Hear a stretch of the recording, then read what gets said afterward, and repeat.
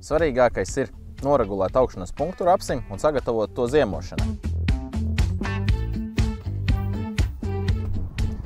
Sveiks, lauksaimnieki! Nāk rudens izgraznot Latviju un laiks sēt ziemas kviešus. Tieši tādēļ esam Bauskā, lai noskaidrotu, kādi tad būs tuvākie darbi. Sēja ir, es teiktu, jā, protams, pamats visam, bet tas, ar ko vēl mums jārēķinās, un es teiktu, viens no būtiskākajiem darbiem tieši jau sējumu kopšanā ziemas kviešos ir, protams, nezāļu ierobežošana, par ko mums ir jāsāk domāt jau tagad.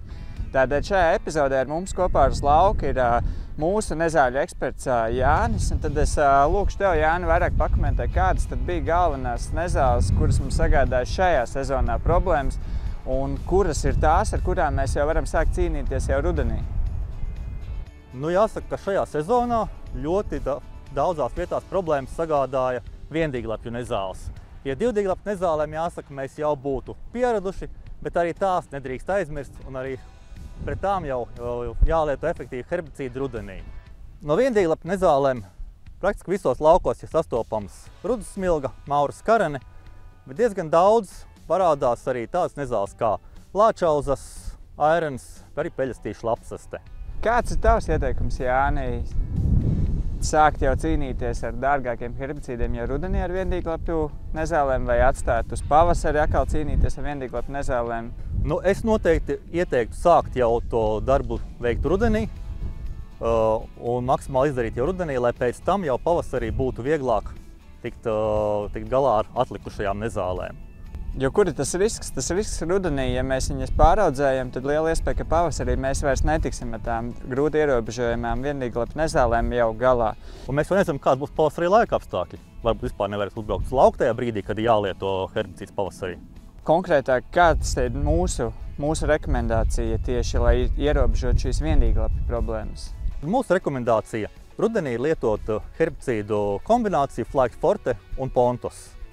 Šī kombinācija efektīvi ierobežos tādas viendīglapju nezāles kā rudussmilga un maura skarene, kā arī ļoti plašu spektru divdīglapju nezāles, sākot ar violītēm, panātrēm un daudz citas.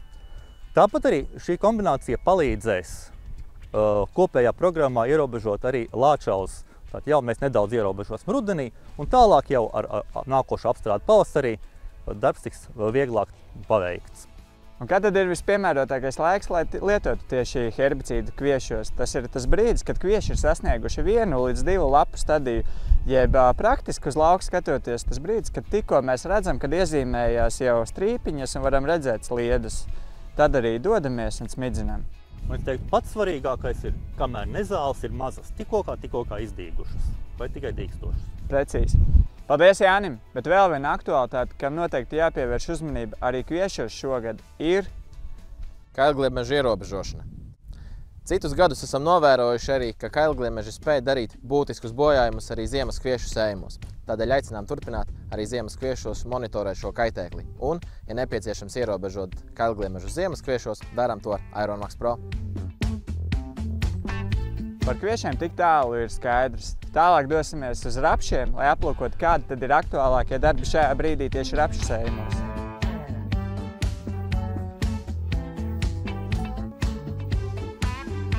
Ziemas rapšu attīstība šogad ir diezgan nevienmērīga. Pat vienas saimniecības ietvaros rapsis var būt jau 3 lapu stadijā un turpat arī dīglapās. Kādu risinājumu izvēlēties tā regulēšanai? Māri, ko tu ieteiktu? Skatoties tiešām pēc sējas datumiem, kad rapsīts ir iesēts un kā viņš ir attīstījies, redzam, ka šeit Baltijas izmēģinājuma centrā rapsis jau ir stabili sasniedz 4 lapu stadiju. Saimniecības, kuras paspēja iesēt rapsi optimāli, un tik tiešām tagad jau ir attīstījušās šīs 3-4 lapas, mūsu rekomendācija būtu šajā stadijā iet ar vismaz karīgs 0,7 litrus hektāru. Savukārt, ja šādu vai tādu iemeslu dēļ mēs vēl neejam, iesim mazliet vēlāk 5-6 lapās, tad mūsu rekomendācija būtu jau iet ar litru.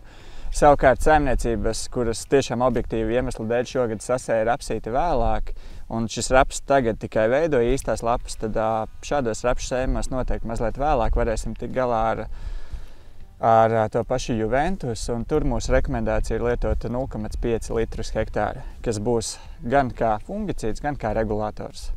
Tomēr tas būtiskākais, jo kāpēc mēs lietojam rudenī regulātoru, ir ne jau dēļ tā, ka rapsim ir 3 vai 4 lapas. Pastāst, Uģi, kādēļ ir galvenie iemesli, kāpēc būtu jālieto regulators? Svarīgākais ir noregulēt augšanas punktu rapsim un sagatavot to ziemošanai. Ar Karix mēs noregulējam augšanas punktu un veicinām rapšu sakņu sistēmas attīstību. Tādējādi sagatavojam to ziemošanai. Šogad īpašu uzmanību rapšos mēs esam pievērsuši verticilārajai vītei, slimībai, kas daudziet Latvijas sējumos ir ietekmējusi iegūto ražu, kādēļ tā bija zemāka un zemāka bija arī tās kvalitāte. Verticilārā vīte ir slimība, kas rapšu inficē jau rudenī. Tā ilgi var sēdēt latentajā periodā. Tas ir tas brīdis, kad slimība faktiski ir augā, bet mēs to vizuāli vēl neredzam. Tādēļ ļoti būtiski ar šo slimību ir sākt cīnīties jau rudenī. Un šeit mums ir risinājums fungicīds Reviona. Šo fungicīdu mēs esam testējuši izmēģinājumu laukā Vidzemē, tikai rudens apstrāde, kā arī gan rudens apstrāde, gan pavasara apstrāde.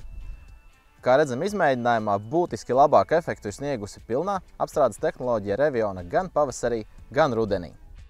Iegūtā ražas starpība starp kontroli un Revionas pilno lietošanas tehnoloģiju gandrīz 700 kg no hektāra.